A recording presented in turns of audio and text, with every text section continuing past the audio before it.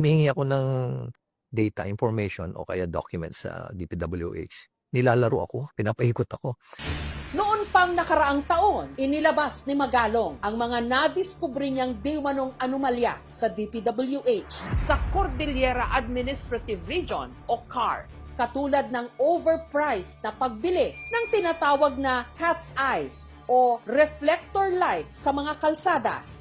Ang aktual na presyo ng bawat unit ng cat's eyes nasa 1,350 pesos lang. Pero ang nakalagay sa detailed unit price analysis ng DPWH, 11,720 pesos na ang presyo. Ibig sabihin, overpriced ng 10,370 pesos per unit. Kung may 100 cat's eyes sa kalsada, gagastos ang gobyerno ng mahigit 1.1 million pesos sa halagang dapat lang sana 135,000 pesos. Sa computation ni Mayor Magalong, 9.8 billion pesos ang kabuang halaga ng naibulsa para lamang sa cat's eyes.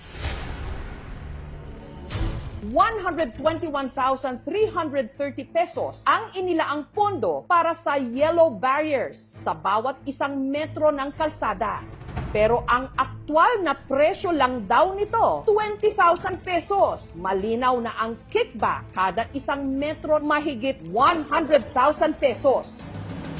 Ang presyo ng rock netting, ayon kay Mayor Magalong, 6,000 pesos kada square meter. Pero ang nakalista raw sa DPWH, 25,000 pesos noong 2023. Kaya kung susumahin sa kabuuan para sa lahat ng rock netting na binili para sa Cordillera taong 2017 hanggang 2023, 46.61 billion pesos. Sa pagtatansya ni Mayor Magalong, 28 billion pesos dito ang napunta sa kickback o tongpats. Paano nyo ho na nakita na may anomalya sa procurement po noon? Humihingi ako ng data, information o kaya documents sa DPWH. Nilalaro ako, pinapaikot ako. Minsan nga nag-request na ako through the Regional Development Council to compel DPWH to provide me documents, yung mga contracts. Gano'n. Ang sabi sa akin ng DPWH, bigyan ka na lang namin ng link. Pinuksan namin yung link. Isang linggo na kami click ng click. Kasi wala kami makita doon. So, kinausap ko yung NEDA to conduct a study. Doon namin nabisto na.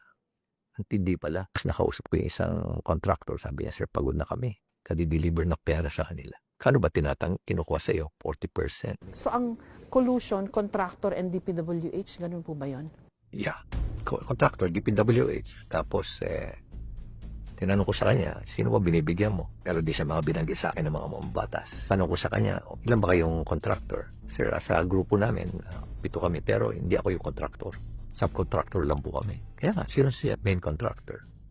Sila rin po. Yung mga politiko rin. Sinong supplier? Sila rin po. Triple whammy na. Inaral din daw ni Mayor Magalong kung magkano ba ang hatian ng mga nangurakot.